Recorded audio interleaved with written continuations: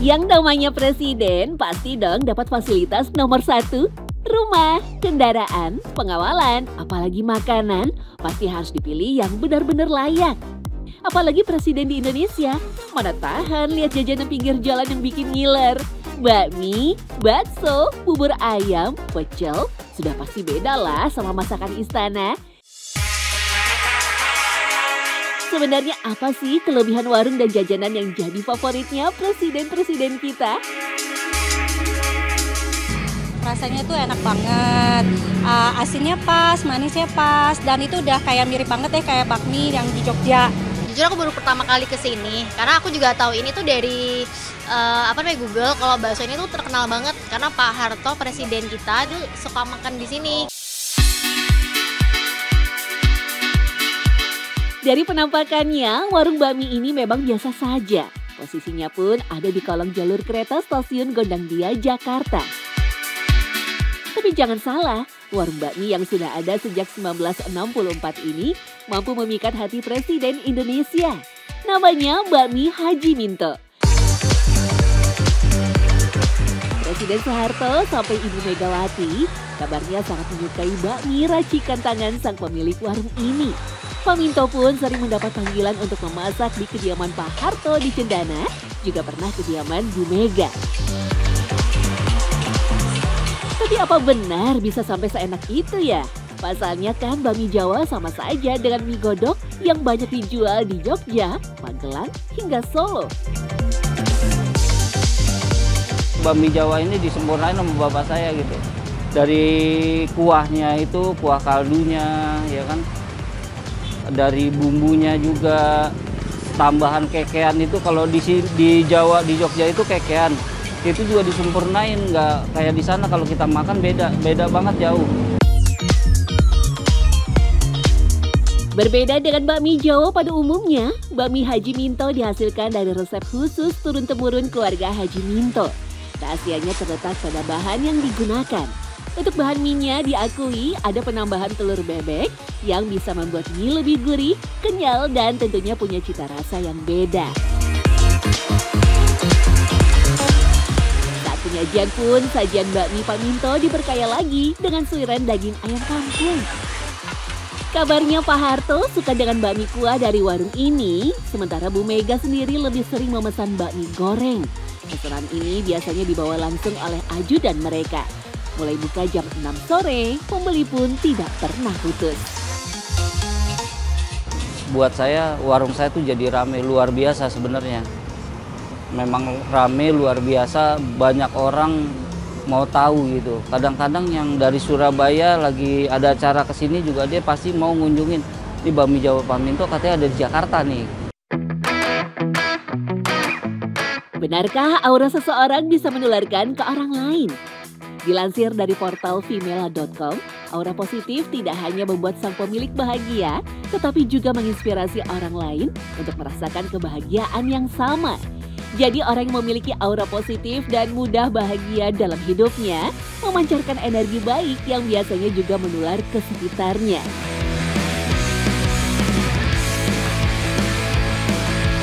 Pasti kita sering juga merasa bahwa sebuah kafe atau restoran yang tiba-tiba menjadi semakin ramai setelah kita datang.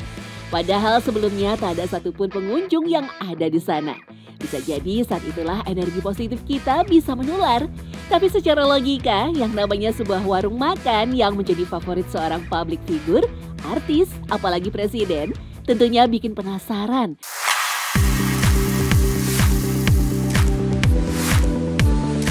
Meski saat ini dikelola anak-anaknya, namun proses memasak bakmi Jawa Pak Minto ini katanya tidak pernah berubah sejak dulu. Salah satu cara untuk menjaga cita rasa adalah dengan memasak dan meracik bakmi sesuai resep yang diturunkan sang ayah. Jadi meskipun melayani pesanan dalam jumlah banyak, pegawai bakmi Jawa Pak Minto tetap meracik bakmi per porsi. Tapi dengan bertahan pada resep sang ayah inilah, dagangan bakmi Haji Minto seringkali mendapat undangan para pejabat, termasuk ke kediaman presiden. Saya diundang ke sana masak sama modelnya kayak Pak Harto gitu, dibawa pakai mobil tentara, itu perabotan saya ke rumahnya.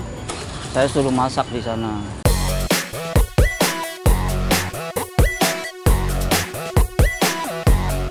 Hal serupa juga dirasakan oleh Jasim, seorang pedagang bakso yang dulunya mangkal di sekitar Jalan Cendana, Jakarta. Bakso dagangannya kerap dipesan khusus oleh staf rumah kediaman Presiden Soeharto.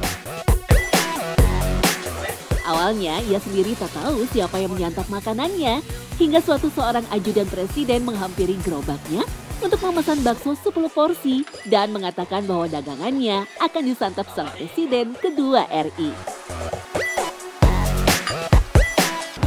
Seneng lah ngelainin presiden, tapi kitanya kan nggak masuk, yang ngelainin doang, yang antar kan pegawai dalam. Ya pegawainya Pak Hajinya, ya gitu, orang dalam, kita nggak ngantor. Selanjutnya, dalam rentang waktu 1 bulan, staf presiden kala itu memesan 2 hingga 3 kali dalam porsi banyak. Presiden Soeharto menurut Jasim punya permintaan khusus saat memesan baksonya. Biasanya sang presiden selalu meminta bakso dengan campuran bihun dan dipadukan dengan kuah yang gurih. Sejak menjadi langganan presiden, bakso yang dirintis sejak tahun 60-an ini mendapat lirikan dari petinggi negara melalui para staf dan ajudannya. Dulu kan bakso kecil, nggak ada bakso gede dulu sih. Jangan dulu kan dicincang, nggak ada bakso urat, nggak ada, bakso kecil aja, kecil bakso. Nggak ada bakso gede, nggak ada. Dulu mah zaman dicincang gitu, tapi mangkoknya mangkok dalam, mangkok istana yang bagus-bagus. Kini lapak bakso Cendana langganan Pak Harto ini tak lagi berjualan di Jalan Cendana. Jasim pindah ke pojok gedung Komite Perlindungan Anak Indonesia di Jalan Tengku Umar yang masih berada di kawasan Menteng, Jakarta Pusat. Meski telah pindah, bakso legend ini tetap saja menjadi incaran pejabat dan publik figur. Bahkan beberapa orang dari keluarga Cendana pun diakui masih memesan bakso Cendana milik Jasim. Secara tampilan dan rasa, tidak ada yang berbeda dari racikan baksonya. Semua masih sama dengan yang Jasim jual saat jadi langganan Pak Harto. Enggak begitu. Biasanya kalau jalan sini numpuk banget orang. Kalau ada di jalan ke bagian bangku. Sekarang mah jam makan nggak begitu banyak lah. Biasanya numpuk sini orang. Hampir semua presiden kita punya warung favorit masing-masing. Dan uniknya semua sajian ini bukan dijual warung bintang 5. Presiden Soekarno kalau ke Bandung selalu pesan makanan di warung yang sekarang berada di Pasar Cihapit ini. Kabarnya menu udang dan pepesan ikan mas selalu dibawakan Ibu Inggit Ganarsi dari warung ini bila Presiden Soekarno datang. Ayam bakar warung Padang Sari Bundo menjadi favorit almarhum mantan Presiden B.J. Habibie. Dan kabarnya Pak Habibie sendiri bisa menghabiskan sampai 18 paha ayam goreng warung ini.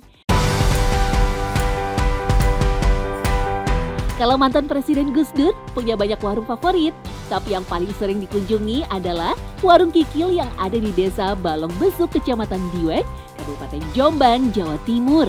Warung ini bahkan menjadi kesukaan Gus Dur jauh sebelum beliau menjadi presiden.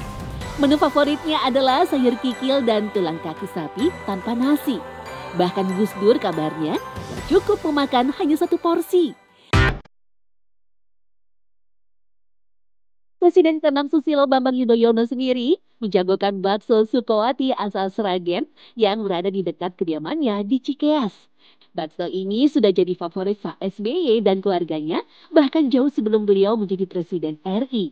Di era SBY, bakso Sukowati pun melejit bahkan sering menjadi suguhan tamu kenegaraan.